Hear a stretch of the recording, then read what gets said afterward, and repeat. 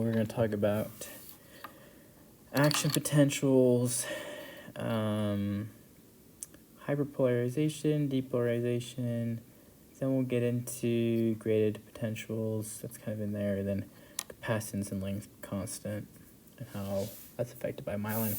But first, we're going to take a look at here is an action potential.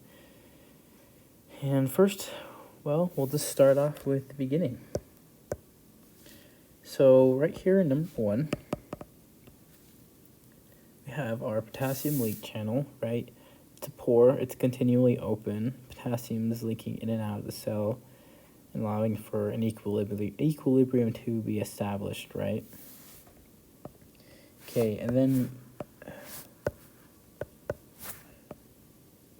in order for us to actually have an action potential occur, we need to have a graded potential right here in this number 2 region.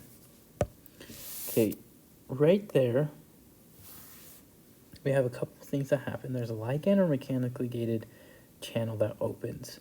What I mean by that is if we drew out the picture, essentially if a cell has like pressure on it or something, right, this would allow it to just open, and then we would have that influx of sodium into the cell, making it more positive. Okay, and that can happen that can also happen with a hormone. Something could attach. It's horrible drawings, but something could attach to the gate, and then opening that gate and allowing sodium to enter into the cell, or potassium, or just essentially changing the voltage. And that graded potential, it's going to fluctuate a lot. It's going to go up and down, positive, negative, right? Until we can reach threshold right here, around negative 55 millivolts. Okay, once we are able to reach negative 55 millivolts, then the action potential starts. It's an all or nothing reaction. Right there in number 3, there's a couple things that happen, but I want to mainly focus on what happens when we reach that threshold. A voltage gated sodium channel right here opens up, and I want to show you that in this depiction. So right here we have our graded potential. Right? We had a mechanically or ligand gated channel that opens, allowing for more positive charge to enter the cell. This essentially pushes on this spring right here for the sodium voltage gated sodium channel. Pushes on the spring, which then allows this gate to open. Once that gate opens, I don't know if you remember in the previous video, but there's a ton of sodium outside here in the cell. So it's gonna rush in, rush in like crazy. Okay, which when it rushes in, allows the inside of the cell to become more positive, and that's called depolarization. Okay. And also, we need to remember that the voltage-gated sodium channel isn't the only one that's open. The voltage-gated potassium channel is also open, but the thing to remember with this is that this right here is our voltage-gated potassium channel. It takes forever for that sucker to open up. Forever. Okay? So as sodium is rushing into the cell, making it more positive, right here, making it more positive, potassium is slowly opening up, okay? And we need to remember that previous video, when potassium leaves the cell, it makes it more negative, okay? So as we're going, becoming more positive, sodium is entering the cell, potassium channel, the voltage gated potassium channel is also opening And then finally we reach a point of equilibrium, okay? And I want to talk about that through driving force. I don't know if you remember in the previous video we talked about driving force.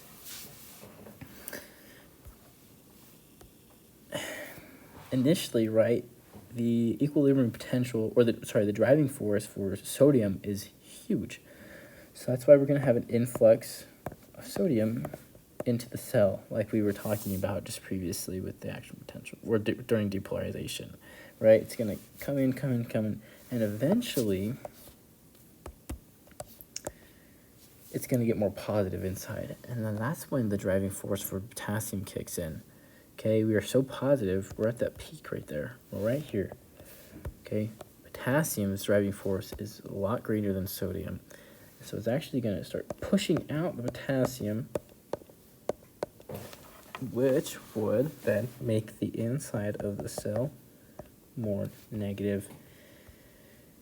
Okay, and that's when we hit number 4. Just kind of talk about that just a little bit.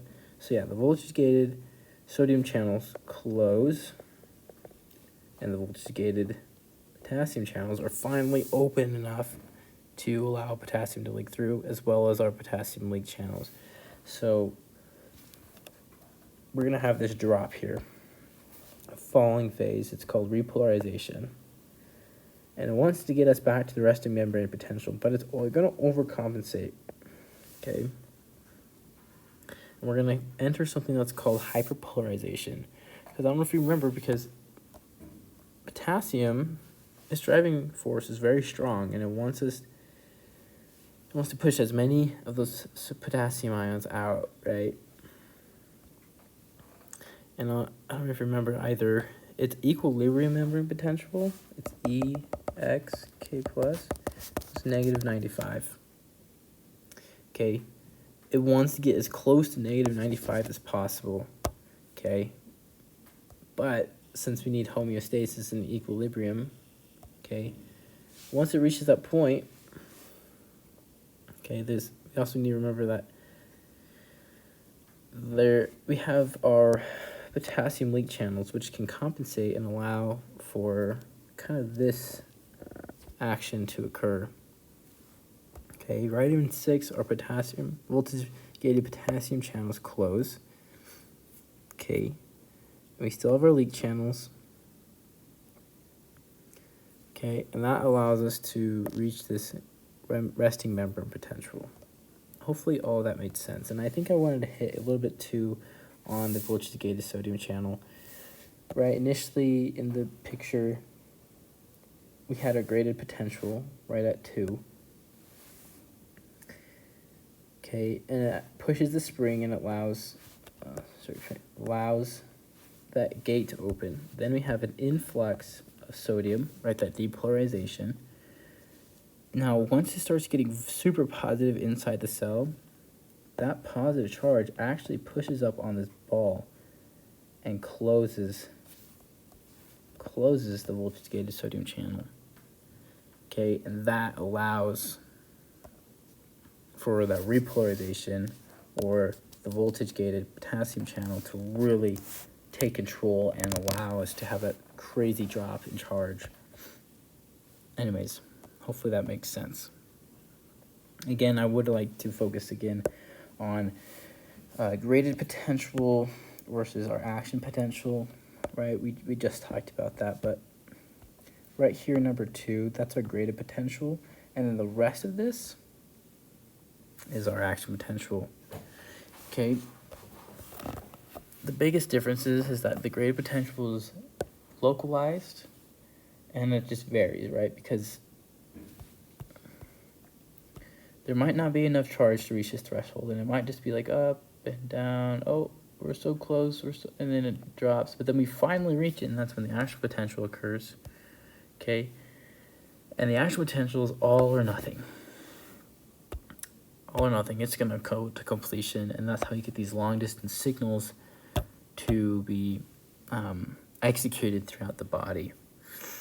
And one more thing I would like to focus on with this graph is the difference between absolute and relative refractory periods.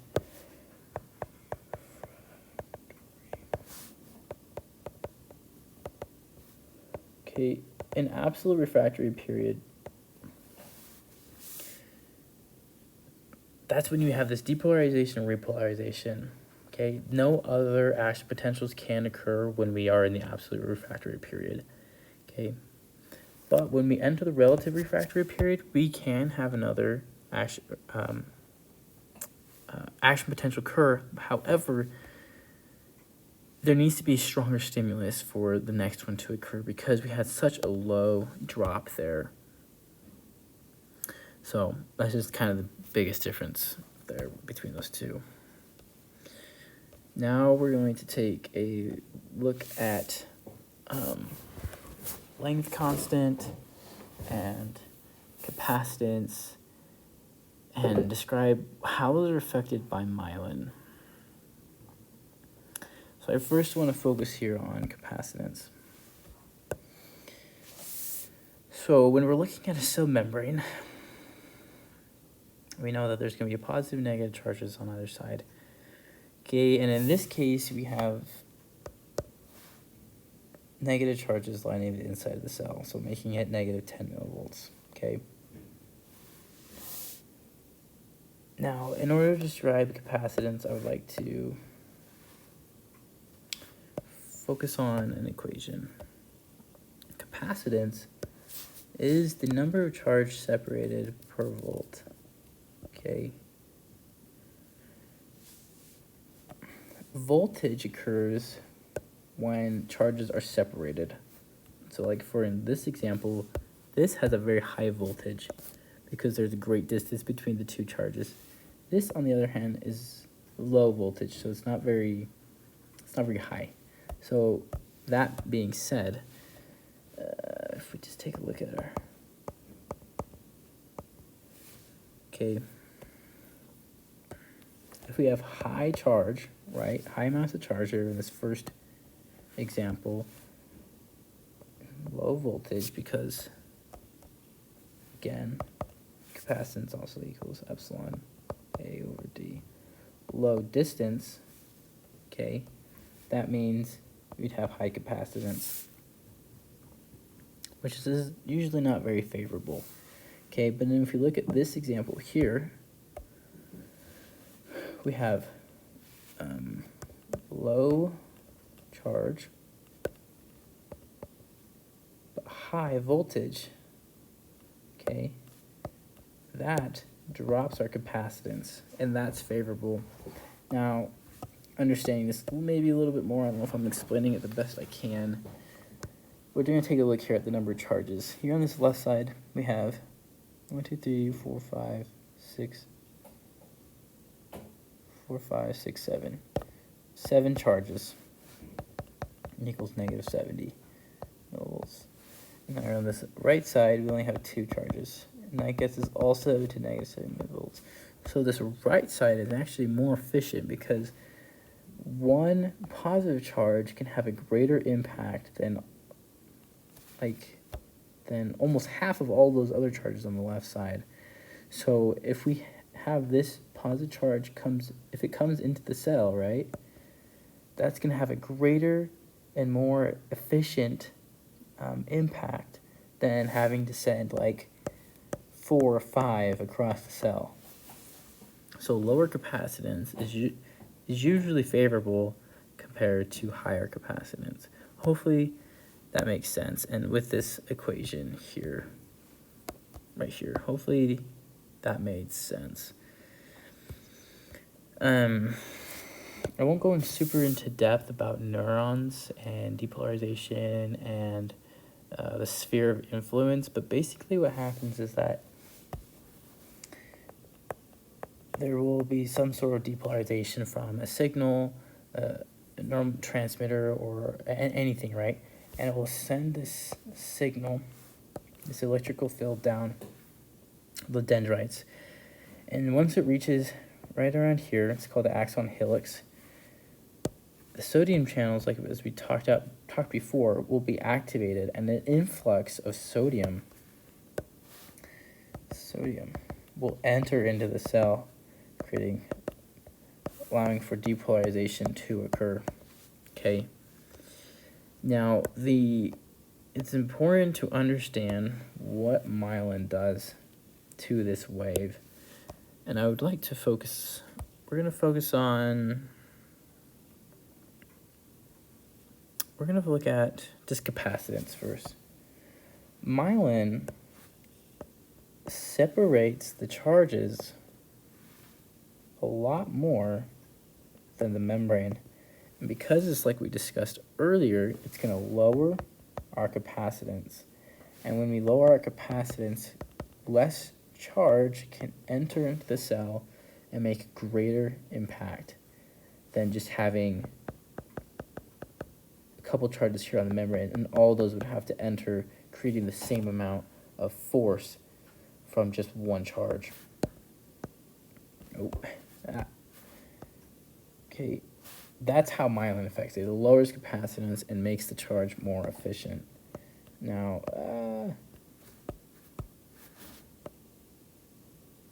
whatever. I'm just gonna leave it. Taking a good look at length constant here. Length constant determines how far the sphere of influence can travel down the neuron. Okay. Myelin, well, I guess we'll take a look at this equation. So Rm is membrane resistance, and Ri is the internal resistance. Membrane resistance is kind of just based off of permeability. So I like to think of it as if there is low permeability, so ions and stuff can't enter or exit through the membrane. Okay, right? Has a low permeability. That means my Rm, so if you have a low permeability, my Rm would actually be high because it had a high resistance to those ions passing through. Okay. Internal resistance is the area inside. So we'll take a look here at this. I'll just do a quick demonstration. If I have my wave coming through and there's proteins inside, that wave can kind of move around it. It'll be affected, but not horribly. But if I have that same size protein inside a smaller width, that sphere of influence would not be able to get past that. Okay, this is high resistance, this is low resistance. So hopefully that makes sense. Now when we're looking at the length constant and seeing the effect of myelin is a lipid, so it's fat. Myelin will decrease our Rm because ions cannot pass through that area right there. And because it decreases Rm, we can look at our equation. I'm just going to erase this because it's annoying. If it decreases our Rm,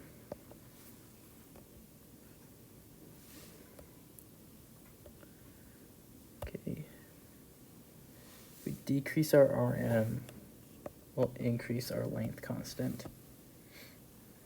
We also need to take a look at capacitance because our capacitance in this area is also going to be, no, sorry, I'm so sorry, that's so wrong. It's all wrong. If I'm going to have a high membrane resistance, which would increase our length constant or the size of this electromagnetic field or the sphere of influence. And because we have low capacitance, less charge is needed to continue that wave. Hopefully that makes sense. Because then in areas like here, we can have, that's low membrane resistance, and so ions can exit, which if we had low membrane resistance, we look at the equation, low membrane resistance, we'd have low length constant. And I just discussed the internal resistance. So hopefully that all makes sense, and I did a good enough job explaining that. And that's all I have for you today.